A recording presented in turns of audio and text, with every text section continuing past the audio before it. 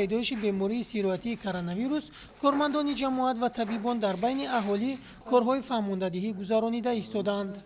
در حدود جماعت دیوت سر خسور یک بیمارخانه منطقوی، یک مرکز سلامتی، یک درمانگاه، یک تولدخانه و 3 بنگاه طبی فعالیت می‌نماید که به اهالی خدمت می‌نماید. مقامات محلی با بیمارخانه هایی که در حدود جماعت از بنگاه طبی است کار در سطح اعلی ماندگیم و قطعی مردم صحبت و آخریا اویدی کرونا گذرانده ایستاده ایم. اینچنین از جانب کارمندان سوهای تندرستی واکسیناسیا گذرانده شده ایستاده است. در مرکز سلامتی دهه شهیدان همه روزه ساکنان برای گرفتن مویه دوم واکسن مراجعت میکنند. خوشبختانه در تاجیکستان تشخیص و معاینه و گذراندن واکسن رایگان بوده ساکنان امکان دارند برای پیشگیری از این بیماری در محل زیستشان واکسن گیرند. در مرکز سلامتی ما بعد کارهای فهماندهی ویای یکم بر ضد بیماری کرونا 961 نفر رو گذراندیم که این 98% رو تشکیل می‌دهد. ویای دیوم باشد 740 نفر رو گذراندیم. این زمان با این گذرانی دوام دارد. کوشش می‌کنیم تمام ساکنان رو با واکسیناسیون فرا گیریم. در دوردستترین دهه‌های جماعت دهات سرخسار کارهای فهماندهی و گذرانیدن واکسن بر ضد این بیماری خوب به راه مانده شده است. در بنگاه طبی دهه شونگیدره ساکنان 100% مویه یکم و دوم را قبول کردند. برای پیشگیری کرونا ویروس 156 نفر ویای واکسن گذراندیم که این 100% را تشکیل می‌دهد. ویای دیوم 156 نفر ایران 100% تشکیل می‌دهد. این زمان ویای سوم گذراندن واکسن ادامه دارد. موردی ذکر است که بخشیده به جشن 30 سالگی استقلالیت دولتی جمهوری تاجیکستان در ناحیه بلجوان در برابر ساختمان دیگر انشاءات‌ها مؤسسه‌های تندرستی نیز تعمیر و از نوسازی و با معاصرترین تجهیزات طبی مجهز گردانیده شدند. امروز باشد در این شرایط سازگار طبیبان به ساکنان خدمتی با صفت طبی می‌رسانند. شیرین جان سفرزاده سیف‌الدین اسماعیلوف از ناحیه بلجوان برای برنامه نوید.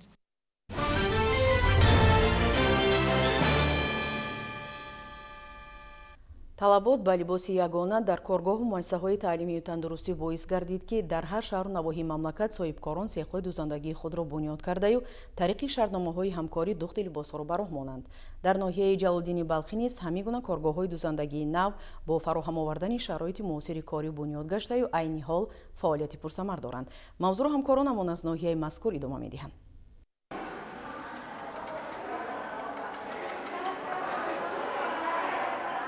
ин ҳама такопӯю давутоз буридану пора сохтани матоъ духтану дарзмолкунии шиму костюм корест ки занону духтарони коргоҳи дузандагӣ бо кӯмаку тавсияи ҳамдигар дар маҷмӯаи тиҷоратии наврӯз ҳамарӯза анҷом медиҳанд. чун пешрафти зиндагиашон ва фаъолияти пурсамари коргоҳ маҳз аз чусту чолок ва чирадасту талошҳои пайвастагии онҳо барои духтани либосҳои босифат вобастагии калон дорад. бунёд ва истифода додани ҳамин гуна корхонаҳо буд ки ҳамин гуна заноне ки дар хона фаъолият мекарданд имрӯз ба ҳамин корхонаи бо ҳаво ҷалб карда шуданд. ҳама миннатдорем, хурсандем, корхонамон гармай, ҳама шароит барои имрӯза муҳайё аст. бо дархости худи ҳамин беморхонаҳо матрас ва болиш духта додем. ҳоло бошад дархости мактабҳои ҳамин ноҳияро ба уҳда гирифтем ва сару либосҳои мактабӣ духта истодем. дар аввал ба ин гурӯҳи бонувону духтарон ки аксаран хонашин буданду дар самти духтани шиму костюм таҷрибаи кофӣ ҳам надоштанд масъулини коргоҳ тарроҳони соҳибтаҷрибаро ҷалб сохтанд то нозукиҳои касби дузандагиро барои эшон омӯзиш диҳанд. ҳамакунун ки кормандони коргоҳ мутахассис шуданд онҳо метавонанд ҳоҷоти мизоҷонро бароварда гардонанду либосҳои шина ва зеборо духтаю пешниҳод созанд. қариб 2 моҳ ба мо ҳамин тарроҳе ки аз ноҳия овардем апай шарофат дастинаҳоро рост кард. 2 моҳ камтар мушкилӣ буд. ҳозир айни ҳол ҳамаш айводаи духтани ҳамин сару либоси мактабӣ ва ин рӯпӯшҳои умумӣ баромада метавонад. дар оянда мо бо боварӣ метавонем гуфт ки дархостҳои дигар муассисаҳои ҳамин вилоятро ба уҳда гирем агар ба он шарте ки ҳамин духти либосҳои мо ба онҳо писанд ва маҳқул шаванд. аввал ҳама духтаро хонашин буд. мо овардем ина ёд додем омӯзондем. ҳозир худоба шукр специалист шуд. акун ҳозир костюм мо бурук духта истодем. якумиш мана ин кас мана дасти ростам дуюмеш утигда истода چخیل در اوتیک کردن چخیل همه قاعده‌اش یاد دادم.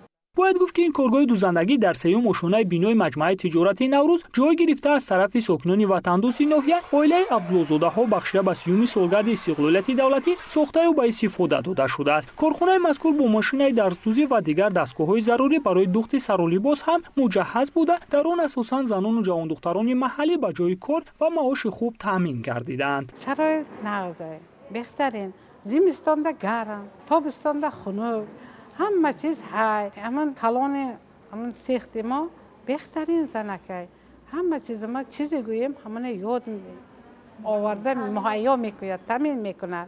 با مورد استفاده قرار گرفتن کارگاه بالاذکر اکنون زنان و جوان دختران صاحب هنری دهه نوروز کار را در شرایط بهتر به راه مانده تلاش نموده ایستادند تا باز هم هنر دوزندگی خود را صیقل دهند و طلبات کارمندان ساحه‌های تندرستی و خوانندگان مؤسسه‌های تعلیمی را به لباس یگانه برآورده سازند. از شخصای صاحب کار خیلی می‌نداریم که اینقدر زنای بیکار در خانه شتگیر صاحب کار کردن شرایط‌های نغز فراهم آوردن نزد خانه نزدیک کردن ما که مثل راهکی رو کردن نمیم همیشه و هر روز و هر ساعت بیشتر حرکت میکنیم که همین لباسی دختر ما امروز از دیروزه خوبتر و با صفت برایت به همین مزاجون پسند آید. در واقع راه اندازی همین قبیل کارخانه و کارگاه‌های دوزندگی و فراهم آوردن تمام شرایط خوبی کاری در عمل گشتن هدف چهارم استراتژی کشور صنعتی کنانی با صورت مملکت و اعلان 5 سال آینده همچون سالهای رشد صنعت مساعدت خواهد کرد. زیرا با این وسیله میتوان اشیاء خام محلی را تا حد نهایی کارکرد نموده تنها از حساب استحصال محصولات وطنی طلبات اهالی را با سر و لباس قانع گردانید. نظام‌الدین عیسی فیروز قربانوف برای برنامه اطلاعات نوید از ناحیه جلال‌الدین بلخی.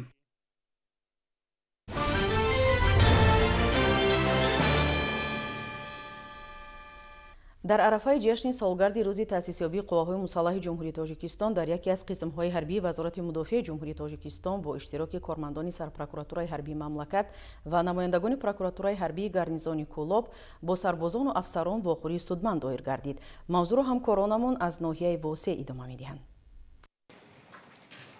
در دوره چورابینی‌ها اوید اجرای دستور سپارش‌های پیشوای ملت و مجلس عالی جمهوری تاجیکستان و بخشیده به جشن روز تأسیسیابی قواهای مسلح جمهوری تاجیکستان در قسم حربی 13483 وزارت مدافع تاجیکستان نمایندگان سرپروکوراتورای حربی جمهوری تاجیکستان و پروکوراتورای حربی گارنیزون کولوب در منطقه کولوب با سربازان و افسران واخوری سودمند دایر گردید.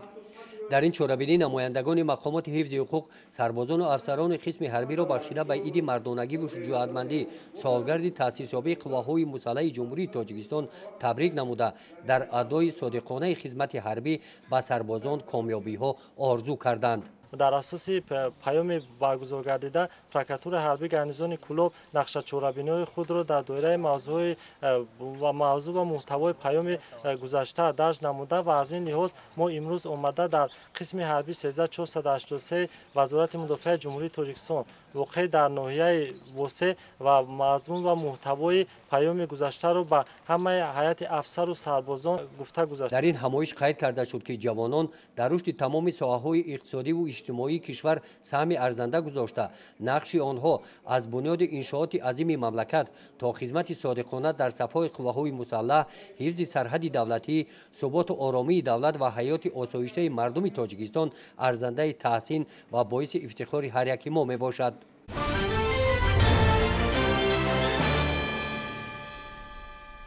بخشیده به روز تأسیسیابی قواهای مسلح جمهوری تاجیکستان در مملکت چاره‌بینی‌های عمومی و ورزشی برگزار گردیده ایستاده است. روز درهای باز که ختم کنندگان مؤسسه‌های تعلیمی حدود ناحیه شاه منصور شهر دوشنبه را در لیسه حربی وزارت مدافع جمهوری تاجیکستان جمع آورد، ادامه چنین چاره‌های جشنی بخشیده به 29مین سالگرد تأسیسیابی ارتش ملی میباشد. گزارش همکارانمان در این خصوص.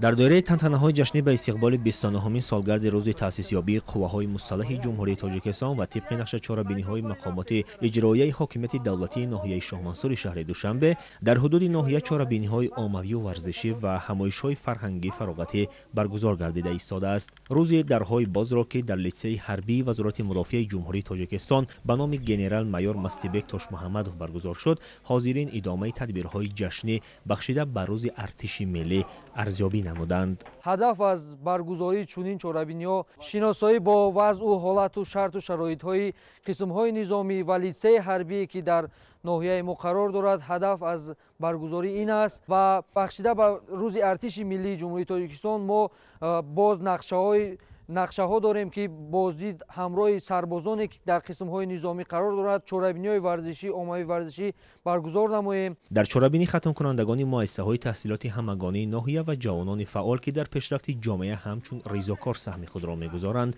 اشتراک نمودند. جوانان سین دعوتی با شرایط های فراهم گردیده لیسه مذکور که به واسطه برای آماده نمودن کادرهای ساحه حفظی حقوق روانه گردیده است دیدن نموده با تکنیک و تجهیزات های جنگی از نزدیک شناس شدند. Мы были очень рады посетить этот лицей. Мы увидели здесь много спортивных залов, которые были на современном уровне с новым оборудованием. قابل به ذکر خاص است که در لیسه مذکور تمام شرایط ها برای آموزش و تحصیل و مشق و تمرین در سطح بلند فراهم آورده شده. این بارگاه جهت آماده نمودن کادرهای بلند اختصاص برای مقامات قدرتی نقش سازگار دارد. همین است که همسالت ده نفر جوانان لیسه مذکور را با بهای خوب و اعلا ختم کرده در پیشرفت و ثبات مملکت نقش ارزنده دارند.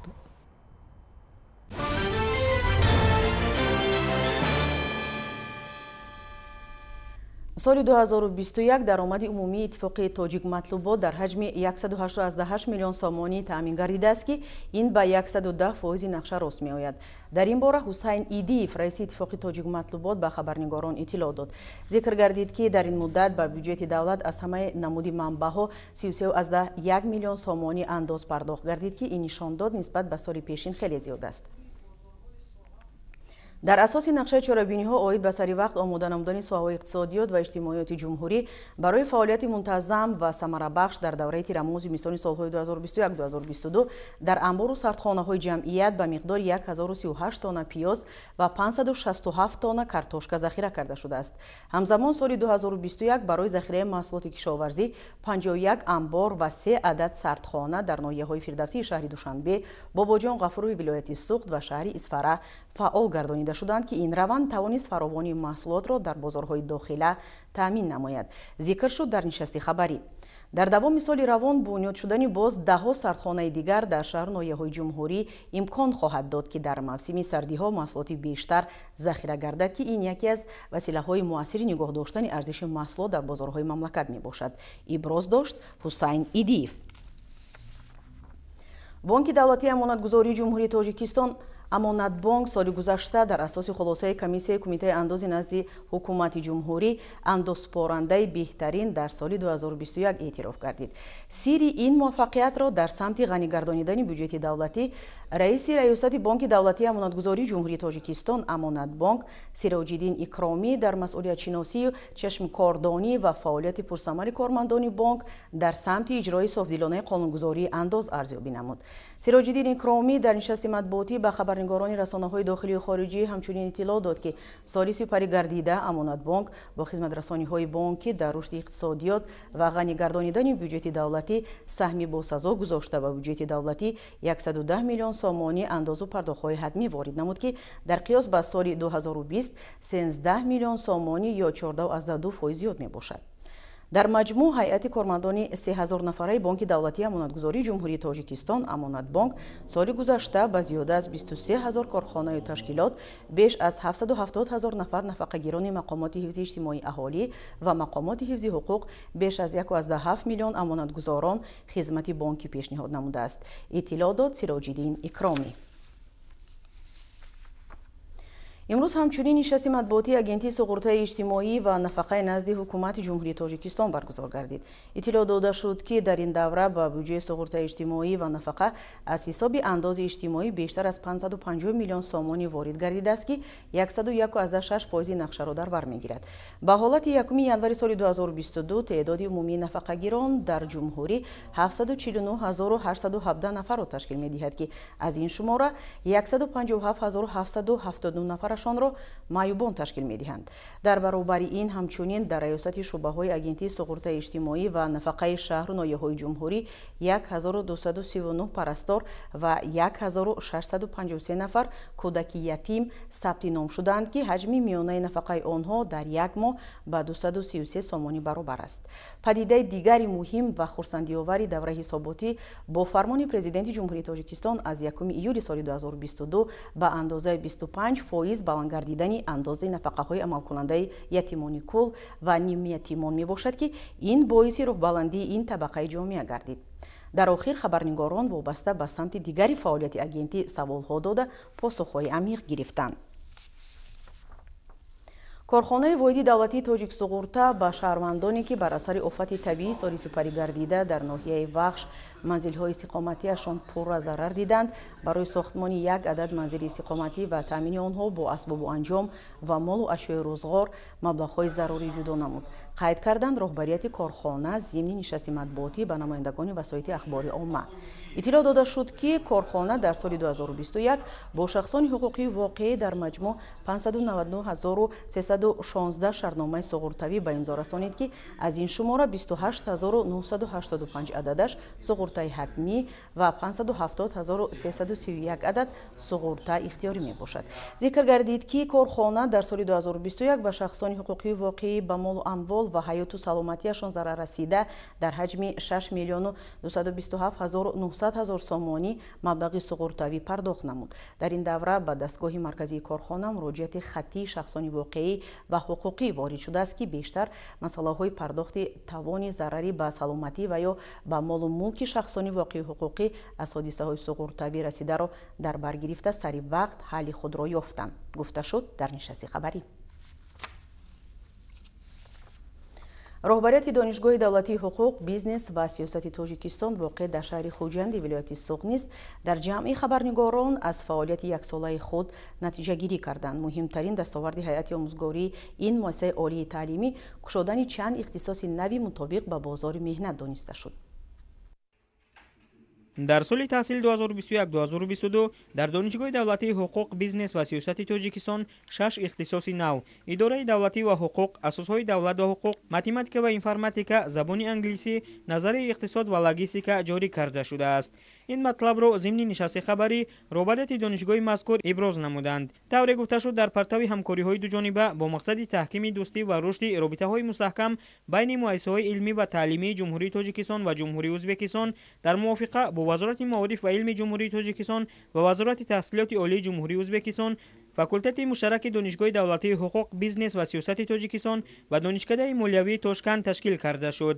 айни ҳол дар факултати мазкур 50 нафар донишҷӯён, шаҳрвандони ҷумҳурии Тоҷикистон ва ҷумҳурии Ӯзбекистон аз рӯи ихтисосҳои кори бонкӣ, молия ва қарз таҳсил намуда истоданд. роҳбарияти донишгоҳ барои доир намудани машғулиятҳои лексионӣ ва амалӣ устодони соҳибунвони ҳарду донишгоҳро ҷалб карданд, гуфта шуд дар нишаст.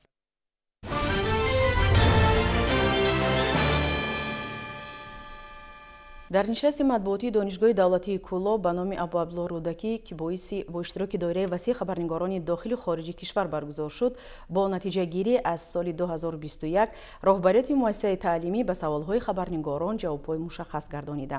Ширинҷон Сафарзода ва Сайфиддин Исмоилов гузориш медиҳанд. донишгоҳи давлатии Кӯло ба номи Абу Абдулло Рӯдакӣ аз 4 раёсат, 5 шуъба, 6 марказ ва 10 факултет иборат мебошад. иттилоъ дод зимни нишасти матбуотӣ ректори донишгоҳи мазкур. мавсуф илова намуд ки фаъолияти таълимии донишгоҳ пурра аз рӯи низоми таҳсилоти кредитӣ ба роҳ монда шуда, дар заминаи бакалавр аз рӯи 57 ихтисос 10594 донишҷӯ, дар заминаи магистратура аз рӯи 25 ихтисос 185 нафар магистрант ва дар заминаи докторантураи PhD бошад, аз рӯи 21 ихтисос 72 нафар докторанти PhD ба таълим фаро гирифта шуданд. дар соли таҳсили 2020-2021 дар донишгоҳ як қатор корҳо ба сомон расонида шудааст. аз ҷумла бо кандани як чоҳи амудӣ донишгоҳ пурра бо оби ошомиданӣ таъмин гардида, мушкилот дар ин самт бартараф карда шуд. таъмири биноҳо, таъмини синфхонаҳо бо мизу курсӣ ва компютеру дигар таҷҳизоти муосир дар соли гузашта идомаи корҳои ободонию бунёдкорӣ буд. дар озмуну олимпиадаҳои ҷумҳуриявӣ ва байналмилалӣ низ донишҷӯён натиҷаҳои назаррас доранд. бо дастгирии раёсати донишгоҳ дар назди хобгоҳ нуқтаи гармидиҳӣ таъсис дода шуд ва тамоми хонаҳои донишҷӯён ба гармӣ таъмин гардид, ки ин бисёр як дастоварди хуб аст. ба ҷуз ин тамоми шароитҳо дар хобгоҳи донишҷӯён бисёр хуб бароҳ монда шудааст. ҳамчунин китобхона фаъолият мекунад, маҳфилҳо фаъолият мекунанд. соли 2021 донишҷӯёни донишгоҳ дар озмунҳои ҷумҳуриявӣ иштироки фаъолона доштанд ва дар озмуни фуруғи субҳи донои китоб аст, ҳамчунин дар озмуни фуруғи маърифат фаъолияти хуб доштанд. бояд қайд кунем, ки бузургтарин дастоварди мо аз ҷониби донишҷӯён ин донишҷӯи факултети химия, биология ва география Саид Мақсуди Ҳаёт буд, ки дар озмуни илми фуруғи маърифат сазовори ҷои якум гардид. 6 нафар донишҷӯёни мо дар озмуни фуруғи субҳи донои китоб аст иштирок намуда фаъолияти хуб нишон доданд ва бо ифтихорнома сарфароз гардонида шуданд. муваффақияти донишгоҳ дар самти муносибатҳои байналмилалӣ бориз арзёбӣ мегардад, зеро дар ин ҷабҳа ҳамкории донишгоҳ бо донишгоҳҳои хориҷи кишвар ва амалигардонии барномаҳои давлатӣ назаррасанд. муҷаҳҳазгардонии лабораторияҳо бо муосиртарин таҷҳизот ва фароҳам овардани шароит барои корҳои лабораторию корҳои илмии донишҷӯёну омӯзгорон аз ҷумлаи муваффақиятҳои донишгоҳ дар соли 2021 ба ҳисоб меравад.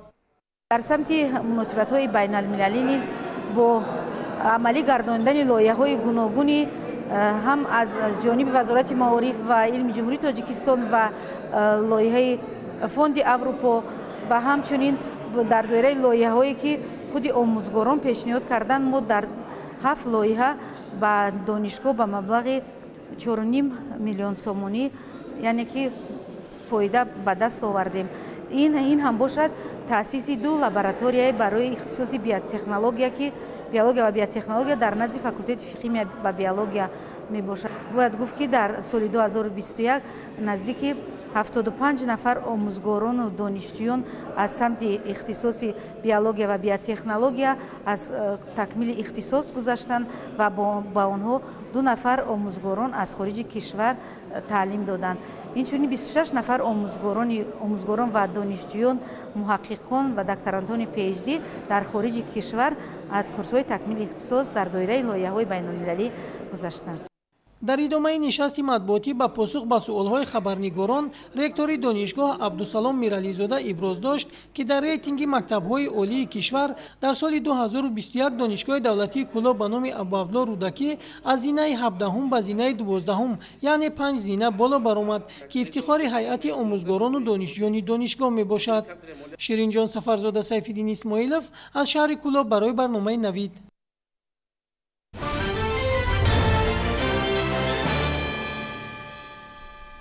бо таваҷҷӯҳ ба он ки рушди соҳаи тандурустӣ ва фароҳамсозии инфрасохтори соҳа дар кишвар зери таваҷҷӯҳи доимии ҳукумати ҷумҳурии Тоҷикистон қарор дорад, марҳила ба марҳила мушкилоти соҳа бартараф мегардад ва имкониятҳои муосири тиббӣ барои аҳолӣ фароҳам оварда мешавад.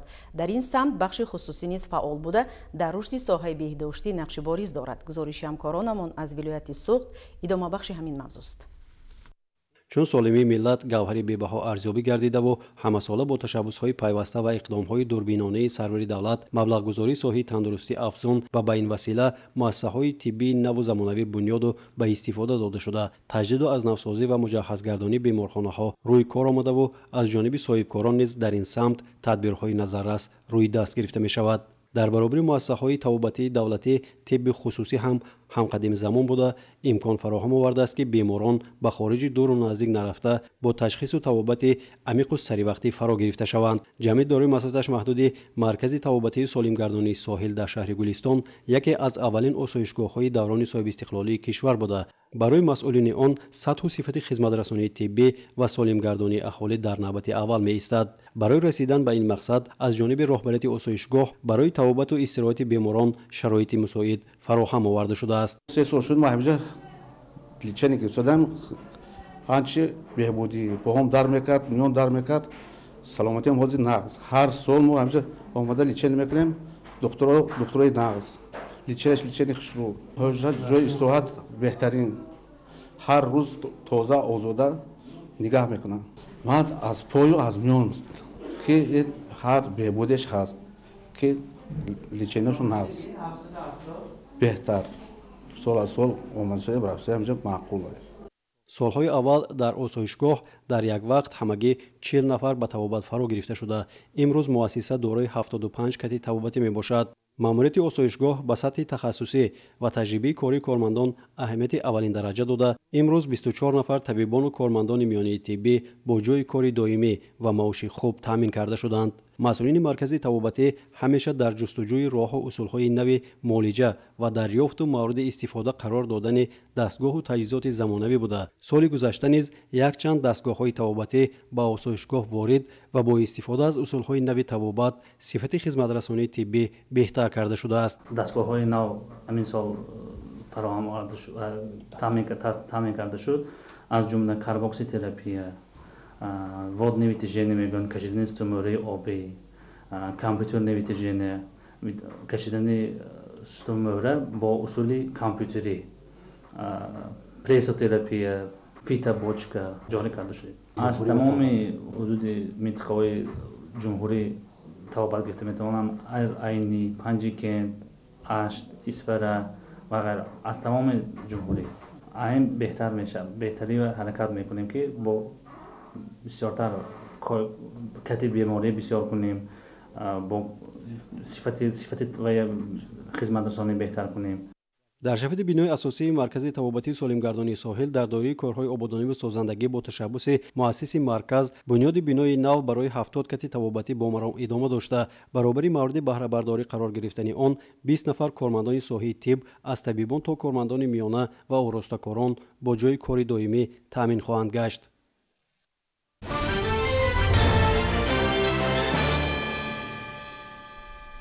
мувофиқи нақшаи фаъолияти маркази миллии тестӣ назди президенти ҷумҳурии тоҷикистон дар ҳамкорӣ бо вазорати маориф ва илми ҷумҳурии тоҷикистон шурӯъ аз 1 феврал дар муассисаҳои таълимӣ таҳсилоти умумии шаҳру ноҳияҳои ҷумҳурӣ вохӯриҳои кормандони марказ бо хатмкунандагон, падару модарон ва омӯзгорон оид ба низоми имтиҳонҳои марказонидаи дохилшавӣ дар соли 2022 баргузор мегардад. гузориши ҳамкоронамон Салоҳиддин Неъматов аз рафти чунин як вохӯрӣ дар ноҳияи Данғара омода шудааст. дар ноҳияи Данғара 80 адад муассисаҳои таҳсилоти миёнаи умумӣ фаъолият дошта, дар онҳо зиёда аз 43460 нафар хонандагон ба таҳсил фаро гирифта шуданд. мувофиқи маълумоти масъулин имсол 2503 нафар хонандагон муассисаҳои таълимиро хатм менамоянд ва қисмати зиёди онҳо барои идомаи таҳсил ба мактабҳои олии дохил ва хориҷи кишвар дохил мешаванд. тибқи нақшаи фаъолияти маркази миллии тестӣ назди президенти ҷумҳурии тоҷикистон дар ҳамкорӣ бо вазорати маориф ва илми ҷумҳурии тоҷикистон аз 1 феврал то 12 марти соли 2022 дар муассисаҳои таълимии таҳсилоти умумии асосӣ, миёнаи умумӣ, ибтидоӣ ва миёнаи касбии шаҳру ноҳияҳои ҷумҳурӣ вохӯриҳои кормандони марказ бо хатмкунандагон, падару модарон, омӯзгорон ва алоқамандон оид ба низоми имтиҳонҳои марказонидаи дохилшавӣ дар соли 2022 роҳандозӣ карда мешавад. дар ҳамин доира чунин як вохӯрии судманд аз тарафи ҳайати кории таблиғгарон дар муассисаи таълимии миёнаи умумӣ рақами 4 ноҳияи Данғара сурат гирифт. дар ин ҳамоиш кормандони муваққатии маркази миллии тестӣ назди президенти ҷумҳурии тоҷикистон ва шуъбаи маорифи ноҳия бо хатмкунандагон тарзи бақайдгирӣ ва интихоби дурусти касбу ихтисосро тавассути технологияи муосир бо далелҳо шинос намуданд. низоми маркази миллии тестӣ назди президенти ҷумҳурии тоҷикистон давра ба давра буда инак корҳои фаъолиятӣ оғоз гардааст ва баъдан оғоз мешавад аз 1 март давраи бақайдгирӣ, баъдан давраи имтиҳонҳо, ҳамин хел давра ба давра ҳар як хатмкунандагон то давраи донишҷӯ шудан маркази миллии тестӣ онҳоро роҳандозӣ мекунад. бояд мо ҳамасола ба падару модар ё ин ки худи довталабон фаҳмонем ки анамин аз ҳама бештар дар доираи интихоби ихтисосҳо диққати ҷиддитиянд, чунки ҳамасола мо медонем ки дар ҳамун як кластер ё ки гӯем гурӯҳи ихтисосҳои панҷум ки бисёр талабот аст, боз ҳам ҳамун мисол талаботро камтар кунанд, мувофиқи донишу савия ва фаҳмиши худ бисёртар. шарт нест ки танҳо аз як кластер ҷадвал 4 кластер дигар аст метавонанд аз онҳо ҳам низ интихоб кунанд мувофиқи савияи дониш. хатмкунандагон аз баргузории чунин вохӯриҳо изҳори миннатдорӣ намуда андешаҳои худро иброз доштанд, зеро ба гуфтаи хатмкунандагони муассисаҳои таълимӣ ин дидору маълумотҳои гирифтаашон ҳангоми интихоби касб ва супуридани бо муваффақияти имтиҳонҳои қабул ба онҳо кӯмак менамоянд. дар ин сол ман мехоҳам ки тавассути имтиҳонҳои маркази миллии ҷумҳурии тоҷикистон ба донишгоҳи тиббии шаҳри душанбе ба номи Абуалӣ ибн Сино ба ихтисоси кори табобатӣ ройгон дохил шавам ва пас аз хатми донишгоҳ ба халқи худ خدمت نماییم. میخواهم با واسطه مرکز ملی تستی به کالج طبی داخل شوم. چطوری که به همه ما و شما معلوم است مرکز ملی تستی خیلی شفاف است. طبق نقشه در دوره مقرر گردیده از طرف کارمندان موقتی مرکز ملی تستی نزد پرزیدنت جمهوری تاجیکستان در ناحیه دنغره در همه مؤسسه‌های تعلیمی وخوری‌ها دایر گردیده برای آشنایی پیدا کردن خوانندگان و آموزگاران مواد اطلاعاتی و متدی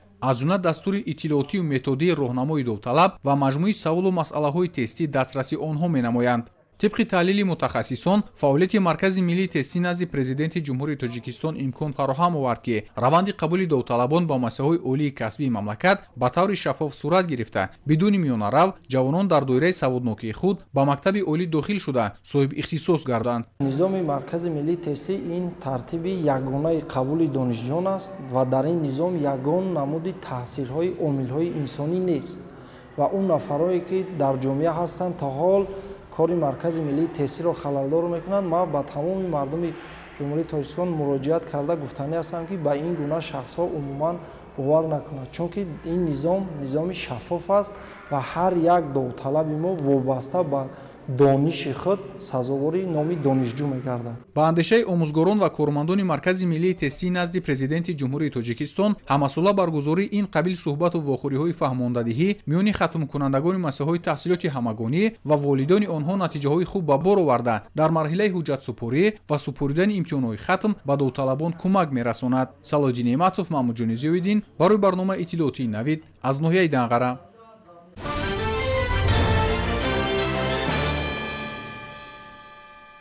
مکتب موسیقی شهرک شوراب شهری اصفهان در منطقه یکی از اولین مؤسسه‌هایی است که به تربیت نسل نورس در جاده صنعت مشغول می‌باشد. در این مکتب به کودکان و نورسان از روی رویه‌های گوناگون صنعت متخصصان کاردار و صاحب تجربه درس می‌گویند. گزارش همکارانمون در این خصوص تهیه شده است. سال روان با تأسیس مکتب صنعت رقمی 3 شهرک شوراب شهری اصفهان 57 سال پر می شود. در این مدت این بارگاه معرفت را صدها نفر ختم نمودند و امروزها تعداد زیادی آنها صاحب آبرو و شهرت و عنوانهای بلند صحوی شدند. الان در اینجا 16 نفر آموزگاران و 172 نفر محصلین در از خودسازی نازکی‌های هنری سرایندگی و نواختن اسباب‌های موسیقی چون دایره و دوتار، رباب و غیژه، فورتپیانو، اکاردیون، مهارت اکتیوری، کرنای نوازی، رقص و دوزندگی، رسامی کمک می‌رسانند. من سالهای زیاد است که در این مکتب همچون آموزگار کار میکنم. حالا در صنف هنرهای مردمی فعالیت خود را ادامه داده ایستادم. مکتب صنعتی ما نه اونقدر کلان است لیکن بسیار اهلانه، اتفاقانه کار و فعالیت داریم. خوانندگان ما در هر خل چاره‌بینی‌های فرهنگی هم جماعتی و هم شهری اشتراک می‌کنند. یکی از خوانندگان ما که در آزمون جمهوری تاجیکستان وطن عزیز من در شهر اصفهان جای اول را اشغال نموده بود، راحت به ولایت گرفت که او دولت سنت الله میباشد. در آزمون تاجیکستان وطن عزیز من اشتراک نموده در شهر اصفهان جای اول را سزاوار گشتم و به ولایت راحت گرفته در ولایت با جای افتخاری سزاوار شدم. من 3 سال می شود که در همینجا میخوانم. بعد از مکتب در اینجا میبیایم و درس ها میخوانیم و من خیلی به رسم کشی شوق و ذوقت زیاده دارم. معلمه ما به ما باز یاری میدهند اگر یگان خطاگی کنیم و یا آنها به ما یاری میرسانند. دиректори мактаб Ирина Лагунова мегӯяд, солҳои пеш омӯзиш дар мактаби мо бо забони русӣ буд. ҳоло бошад тамоми дарсҳо бо забони тоҷикӣ гузаронида мешаванд. пайваста омӯзгорон дарсҳои кушод гузаронида, дар он падару модарони хонандагон ва устодон ширкат варзида ба ҳар як омӯзгор баҳогузорӣ мекунанд. ӯ мегӯяд ки мусиқӣ ин санъатест ки рӯҳу ҷисми инсонро муассир сохта ва рушду такомули шахсияти ӯ имкониятҳои васеъро фароҳам меорад.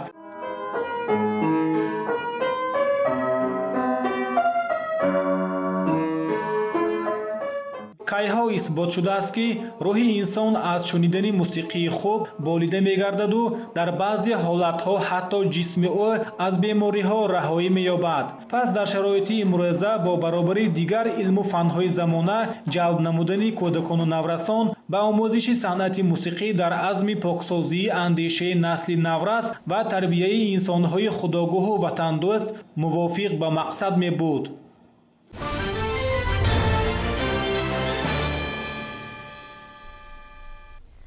дар Мадагаскар оқибатҳои офати табииро бартараф мекунанд. Дар ин ҷо бар асари сиклон чанд деҳа пурра, вайрону валангор гардидааст.